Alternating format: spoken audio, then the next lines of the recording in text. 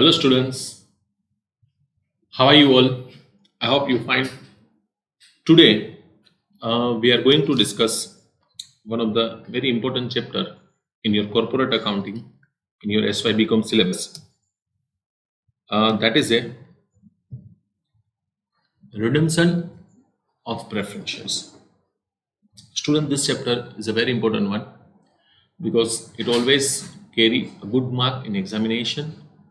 Conceptually also, this chapter is important one. Now, let's start with this chapter. First of all, we try to understand this redemption of preference share consisting of main two important components, redemption and preference shares. What is the redemption? The word redemption that is derived from to redeem. To redeem means પાછું આપવું એટલે કે પૈસા પાછા આપવા.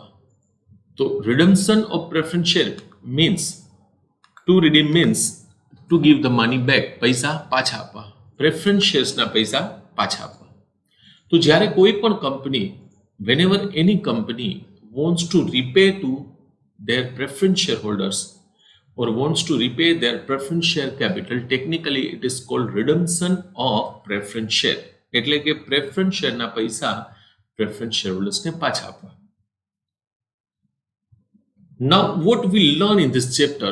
In this chapter, we'll learn accounting treatment for the redemption of preference shares.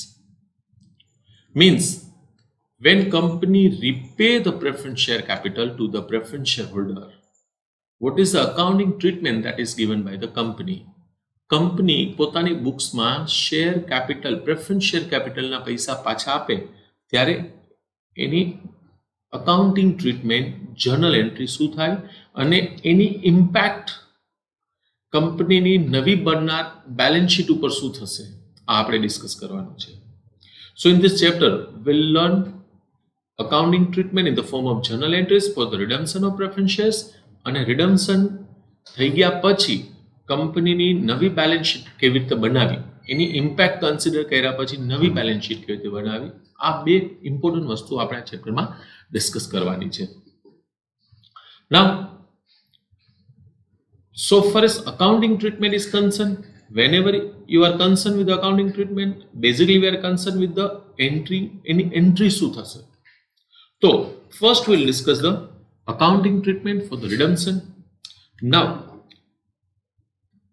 whenever company wants to repay, તો company directly રીપેમેન્ટની entry ન થાય. કંપની પહેલા શું કરવું પડે? રીપેમેન્ટ માટેની અમાઉન્ટ ડ્યુ થાય એટલે કંપની માટે રીપેમેન્ટની લાયબિલિટી ક્રિએટ થાય અને કંપની પછી શેરહોલ્ડર્સને પેમેન્ટ કરે. તો આપણે એક એન્ટ્રી થશે, રીપેમેન્ટ ડ્યુની થશે, પછી પેમેન્ટ્સ ટુ શેરહોલ્ડર્સની થશે. So to understand this entry, let's try to understand redemption એટલે શું છે. તો રિડમ્પશન એટલે કે કંપની છે શેર્સના પૈસા પાછા આપે, અને ઓબ્વિયસલી છે કંપનીના શેરના પૈસા પાછા આપી દે પછી તો શેરનું એક્ઝિસ્ટન્સ ન જોઈએ ને. તમે બધા સમજી શકો છો કે કંપની શેરના પૈસા પાછા આપી દે તો અને શેરહોલ્ડર્સ પાછા આવે કે અમને પૈસા પાછા આપો, તો કંપની શું આપશે? નો. એકવાર કંપની પ્રેફરન્સ શેરના પૈસા પાછા આપી દે પછી કંપની પ્રેફરન્સ શેરહોલ્ડર્સને રજા દઈ દે, કંપની પછી પ્રેફરન્સ શેરહોલ્ડર્સ ખરેખર શેરહોલ્ડર્સ છે જ ને, એટલે કંપની પછી કંઈ આપવાનું ન હોય. એનો મતલબ redemption means result in to the cancellation of preference shares. હવે પ્રેફરન્સ શેર કેન્સલ કરવા હોય તો માય ઇમ્પોર્ટન્ટ ક્વેશ્ચન ઇઝ કે પ્રેફરન્સ શેર બુક્સ ઓફ અકાઉન્ટમાં કેમ હોય? સો ફ્રેન્ડ્સ, બુક્સ ઓફ અકાઉન્ટમાં પ્રેફરન્સ શેરનું કોઈ અકાઉન્ટ હોય, પણ પ્રેફરન્સ શેર કેપિટલ હોય. જેટલા પણ કંપનીએ શેર ઇસ્યુ કર્યા હોય ને એનું જે કંપની અકાઉન્ટ હોય ને, that account is a preference share capital, અને કેપિટલ છે એટલે એની બેલેન્સ શું હોય? Credit. So in the books of account preference shares માટેનું અકાઉન્ટ હશે છે પ્રેફરન્સ શેર કેપિટલ, જેની શું હશે? ક્રેડિટ બેલેન્સ હશે. હવે નાઉ ટ્રાય ટુ અન્ડરસ્ટેન્ડ, જ્યારે કંપની પ્રેફરન્સ શેર કેન્સલ કરે અને એના પૈસા, એના રૂપિયા ડ્યુ થાય પ્રેફરન્સ શેર હોલ્ડર્સને, તો એની એન્ટ્રી શું થાય? ઓબ્વિયસલી છે કે કંપનીની લાયબિલિટી હવે કેન્સલ થશે in terms of share capital, તો એનું અકાઉન્ટ ક્રેડિટ હોય, કેન્સલ કરો તો શું થશે? ડેબિટ થશે. તો એન્ટ્રી થશે preference share capital account debit. Preference share કેપિટલનો અકાઉન્ટ ડેબિટ થશે. આ રૂપિયા કેને ચૂકવવાના છે? પ્રેફરન્સ શેર હોલ્ડર્સને. તો that money is payable to whom? Preference share holders. અને જ્યારે કોઈને પણ પૈસા ચૂકવવાના હોય કંપની માટે લાયબિલિટી છે, liability should be credited. So to preference share holders. So redemption ડ્યુની એન્ટ્રી એટલે કે કંપની શેર કેન્સલ કરે, રિડમ્પશન ડ્યુની એન્ટ્રી થાય preference share capital account debit to preference share holders. હવે જરૂરી નથી કે કંપની છે ને પ્રેફરન્સ શેર માનો કે ફેસ વેલ્યુ 100 રૂપિયા હોય તો કંપની 100 રૂપિયા પાછા આપે. એવું પણ બને કંપની 100 રૂપિયાના શેરના 120 રૂપિયા એટલે કે 20 રૂપિયા વધારે પાછા આપે. જે 20 રૂપિયા વધારે આપે ને એને કહેવાય રિડમ્પશન પ્રીમિયમ. શું કહેવાય ને? રિડમ્પશન પ્રીમિયમ. હવે આ જે રિડમ્પશન પ્રીમિયમ છે એ કંપની માટે શું કહેવાય? What you think? It's a benefit to the company or loss?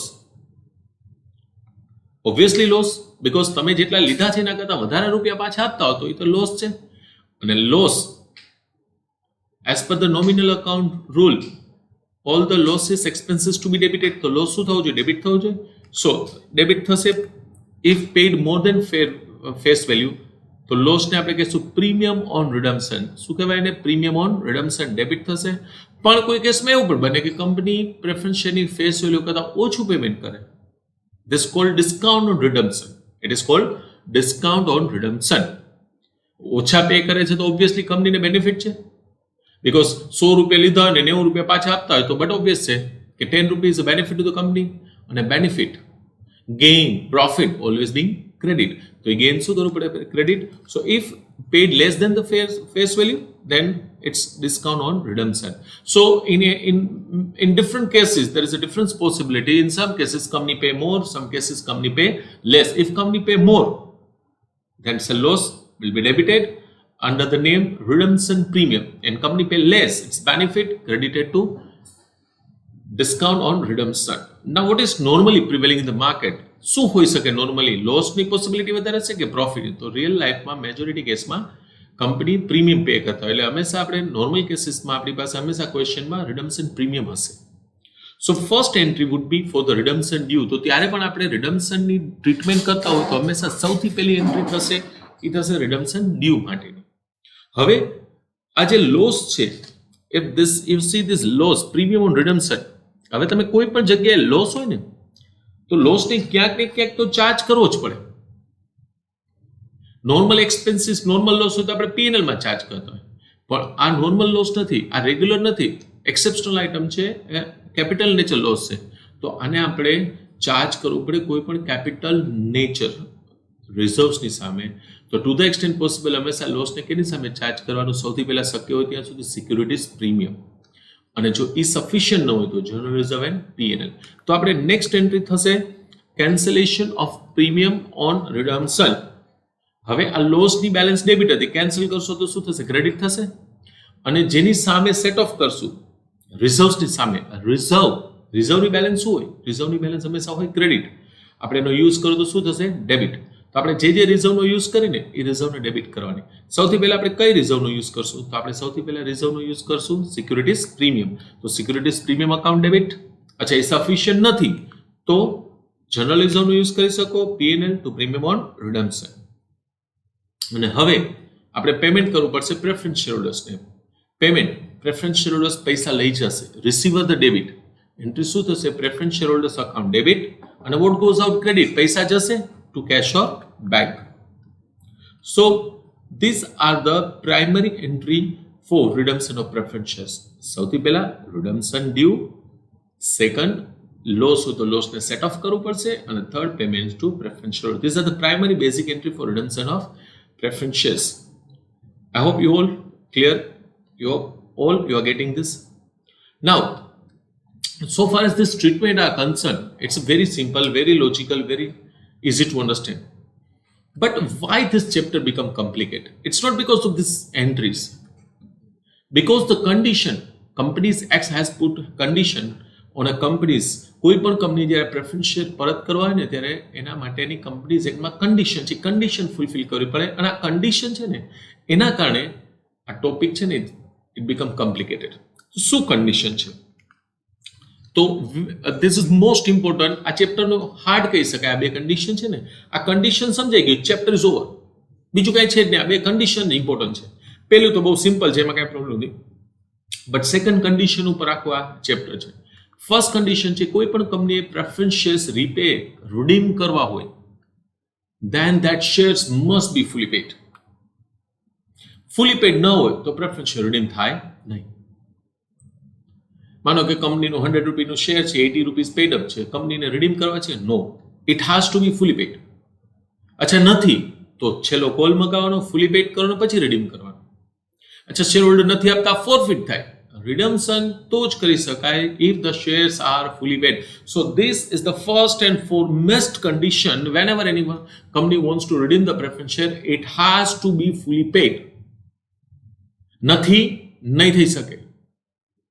You have to make it fully paid. તો કોઈ ક્વેશ્ચનમાં શેર્સ ફુલી પેડ નથી આપ્યા અને છતાં ક્વેશ્ચનમાં કીધું છે કે પ્રેફરન્સ રીડીમ કરવાના છે, તો ઇમ્પ્લાઇડ છે કે પહેલા આપણે કોલ મગાવી લેવો પડશે, કોલ મગાવીને પછી રીડીમ થશે. અથવા ક્વેશ્ચનમાં કીધું હશે પ્રેફરન્સ શેર છે ફોરફિટ થઈ ગઈ, પણ રિડમ્પશન માટે share has to be fully paid. That's a first condition. And the second most important, student try to understand, this is very very important heart of this chapter. If you understand this, સમજાઈ ગયું, chapter is a very easy, ક્યાંય problem નહીં થાય. આખા ચેપ્ટરમાં એક જ problem છે, બહુ લોજિકલ વસ્તુ છે. આઈ try to give sum of the reason જે અધરવાઇઝ અવેલેબલ નથી. હું તમને રીઝન આપીશ, આ કન્ડિશનના રીઝન શું છે, અને આને લોજિકલી સમજી ગયા, બધા સમ ઇઝીલી સોલ્વ કરી જશો, કોઈ સમમાં ક્યારે પ્રોબ્લેમ નહીં થાય. બીજી કન્ડિશન છે, try to understand.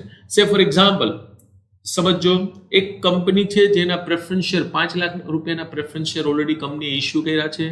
Company wants to repay with 20% premium. 5 લાખના 20% 1 લાખ રૂપીસ. સો ટોટલ કંપનીએ 6 લાખ રૂપીસ પ્રેફરન્સ શેર હોલ્ડર્સને ભરવાના છે, પાછા આપવાના છે. હવે 5 લાખ રૂપીસ છે ને ફેસ વેલ્યુ કહેવાય, અને 1 લાખ રૂપીસ છે ને રિડમ્પશન પ્રીમિયમ કહેવાય. તો 5 લાખ 1 લાખ થશે 6 લાખ રૂપીસ. આ 6 લાખ છે ને એ total amount payable to preference share holders કહેવાય. 5 લાખ પ્રિન્સિપલ અમાઉન્ટ કહેવાય, ફેસ વેલ્યુ કહેવાય, ટુવર્ડ્સ ધ કેપિટલ કહેવાય, 1 લાખ રિડમ્પશન પ્રીમિયમ. હવે સેકન્ડ કન્ડિશન શું છે ધ્યાનથી સમજો. What is the second condition? Second condition is કે કોઈ પણ કંપનીએ જ્યારે પ્રેફરન્સ શેર રીડીમ કરવા હોય તો કંપનીએ કાં તો આ કેસની આપણે વાત કરી તો 5 લાખ રૂપિયાના ફ્રેશ શેર્સ ઇસ્યુ કરવા પડશે. કંપનીએ 5 લાખ રૂપિયાના ટોટલ અમાઉન્ટ 6 લાખ છે, સમજો ટોટલ અમાઉન્ટ 6 લાખ રૂપીસ છે, પણ આપણે આ કન્ડિશન શેના ઉપર અપ્લાય થશે? Face value of the share so redeem. આ કન્ડિશન અપ્લાય થશે face value of the shares so redeem, not on amount payable to shareholders but face value of the shares so redeem. જે share આપણે redeem કરવાના છે ને એ amount માટેની આ condition છે. તો આ કેસમાં આપણે જે શેર રીડીમ કરવાના છે એની ફેસ વેલ્યુ કેટલી દેખાય છે તમને? 5 લાખ રૂપીસ. તો કંપનીએ કાં તો 5 લાખ રૂપીસના ફ્રેશ શેર્સ ઇસ્યુ કરવા પડશે, ઓર કંપનીએ 5 લાખ રૂપીસનું CRR ક્રિએટ કરવું પડશે. આ બહુ મહત્વની કન્ડિશન છે. કાં તો કંપનીએ 5 લાખ રૂપીસના નવા શેર ઇસ્યુ કરવા પડશે, અથવા કંપનીએ 5 લાખ રૂપીસનું CRR ક્રિએટ કરવું પડશે. CRR એટલે capital redemption reserve. Capital redemption reserve. ઓ company has other option also. Company says કે ભાઈ અમે 5 લાખના શેર ઇસ્યુ નથી કરવા, અમારે 2 લાખના કરો છે. ફાઇન, 2 લાખના શેર ઇસ્યુ કરવા પડશે, 3 લાખનું CRR. So like company can issue 2 lakh rupees fresh issue, then company will have to go for 3 lakh CRR. अच्छा, company says કે ભાઈ અમારે તો 1 લાખના ફ્રેશ ઇશ્યુ કરવા છે. ફાઇન, 1 લાખના શેર ઇશ્યુ કરી શકે, 4 લાખનું CRR. કંપની સેઝ કે ભાઈ અમારે કાંઈ નવા શેર ઇશ્યુ જ નથી કરવા. ફાઇન, 5 લાખ રૂપીસનું CRR ક્રિએટ કરવું પડશે. ઓકે, કંપની સેઝ કે કોઈ CRR નથી ઇશ્યુ કરવું, તો 5 લાખ રૂપીસના શેર. ઇન શોર્ટ, જેટલા શેર રિડીમ કરવાના છે ને ફેસ વેલ્યુ છે એટલો કાં તો ફ્રેશ ઇશ્યુ કરવાનો ઓર CRR or combination of both. પણ કંપની એમ કે મેં ફ્રેશ ઇશ્યુ નહીં કરી, CRR નહીં કરી, નહીં, એવું નો ચાલે. બાપુજીનો બગીચો નથી. This is a condition imposed by Companies Act. Company has to follow. તો કાં તો 5 લાખ રૂપિયાના નવા શેર અથવા 5 લાખ રૂપિયાનું CRR ઓર કોમ્બિનેશન. 1 લાખ 4 લાખ એવું પણ કહી શકાય કે ખાલી ને ખાલી કંપની વોન્ટ્સ 4 લાખ રૂપીસનું નવા શેર ઇસ્યુ કરવા છે તો 1 લાખ રૂપીસના CRR. Any of this combination it is up to company but 5 lakh rupees એટલે કે ફેસ વેલ્યુ જેટલું કા ફ્રેશ ઇસ્યુ કા CRR તો ક્રિએટ કરવું જ પડશે. અને નાઉ નેક્સ્ટ ક્વેશ્ચન, તમને કહેશો કે સર તો ફ્રેશ ઇસ્યુ તરીકે શું કરવાનું, ઇક્વિટી કે preference? What you think, is it sufficient equity issue કરનાથી ચાલે કે preference or only equity? Company can issue equity or preference, બેમાંથી કંપનીને જે ઈચ્છા થાય એ ઇસ્યુ કરી શકે.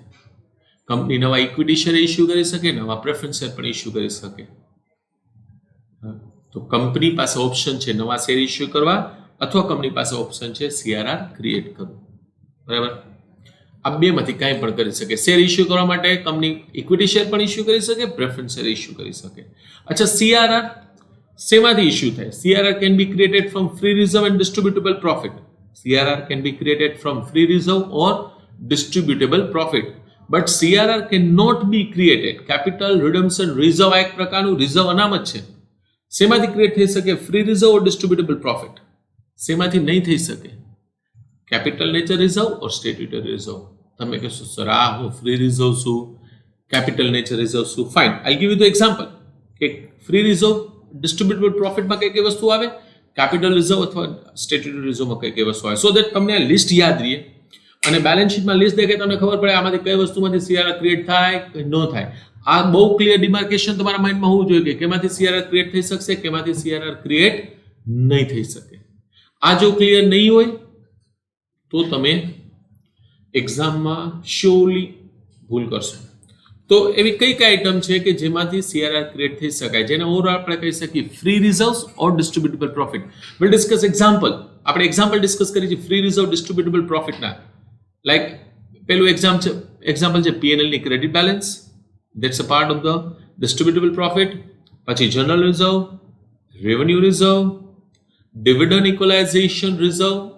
Again, will not going in discussing the detail about the reserves. આપણે reserves માટે અત્યારે ડિટેલમાં ડિસ્કસ નહીં કરી. અત્યારે એટ ધીસ લેવલ તમને આ reserves ની ખબર હોય છે કે આ બધા ફ્રી reserves છે અને P&L ની બેલેન્સ એટલે ડિસ્ટ્રીબ્યુટેબલ પ્રોફિટ કહેવાય. ડિસ્ટ્રીબ્યુટેબલ પ્રોફિટ એટલે જેને ડિવિડન્ડ તરીકે ડિસ્ટ્રીબ્યુટ કરી શકાય જે પ્રોફિટ એને કહેવાય distributable profit. Then workmen compensation fund. આ બધા જે રિઝર્વ છે ને આને ફ્રી રિઝર્વ્સ કહેવાય. P&L છે એને ડિસ્ટ્રીબ્યુટેબલ પ્રોફિટ કહેવાય અને આ બધા રિઝર્વ છે ને એને free reserve. General reserve, revenue reserve, workmen compensation fund, dividend equalisation reserve. હા, વર્કમેન કમ્પન્સેશન માનો કે 5 લાખ છે અને એમાં 1 લાખ લાયબિલિટી છે તો 4 લાખ જ ફ્રીમાં કહેવાય. બરાબર, એટલે જેટલી લાયબિલિટી એને માઇનસ કર્યા પછીનું વધે એને ફ્રી રિઝર્વ. નેક્સ્ટ ક્વેશ્ચન કે સ્ટેટ્યુટરી રિઝર્વ કેને કહેવાય અને કેપિટલ નેચર રિઝર્વ કેને કહેવાય? તો કેપિટલ નેચર રિઝર્વ, એક તો capital nature reserve itself is a capital reserve. પછી securities premium, when you have a CRR, already જૂનું CRR હોય તો profit prior to incorporation, profit from profit prior to incorporation, પછી share for future account, then revaluation reserve અને બે સ્ટેટ્યુટરી reserve છે. સ્ટેટ્યુટરી reserve એટલે કોઈ પણ આપણે એક્ટમાં રિઝર્વ મેન્ટેન કરવાથી અમુક બેનિફિટ મળતા હોય તો એને સ્ટેટ્યુટરી રિઝર્વ કહેવાય. તો આ બે છે ને ઇન્વેસ્ટમેન્ટ અલાઉન્સ રિઝર્વ, સ્ટેટ્યુટરી રિઝર્વ્સ. આ બે રિઝર્વ્સ છે જે આપણે યુઝ ન કરી શકીએ. તો આટલા જે રિઝર્વ્સ છે ને એમાંથી CRR ક્રિએટ ન થાય. Capital reserve, security premium, CRR, profit from profit prior to incorporation, share for future, revaluation reserve, investment allowance reserve, development અને P&L, general reserve, revenue reserve, dividend equalisation and workmen આમાંથી આપણે CRR create કરી શકીએ. So that is a reason for this two condition. હવે આપણે જ્યારે share issue કરી અને CRR ક્રિએટ કરી તો એ CRR છે એ આપણે શું યુઝ કરી શકીએ? તો CRR નો એક જ યુઝ છે, આના સિવાય બીજો કોઈ યુઝ છે નહીં. એક જ યુઝ. શું યુઝ છે CRR નો? તો CRR એકવાર ક્રિએટ થશે ને એક જ વસ્તુ માટે યુઝ કરી શકાશે, to issue fully paid share as bonus. CRR નો એક જ ઉપયોગ, આના સિવાય બીજો કોઈ યુઝ જ નહીં. શું યુઝ છે? To issue fully paid share as bonus. આના સિવાયનો બીજો કોઈ યુઝ છે નહીં. હવે આ જે કન્ડિશન્સ છે, આ બે કન્ડિશન છે ને that max the chapter. A condition reason we'll discuss in the other part. Thank you very much.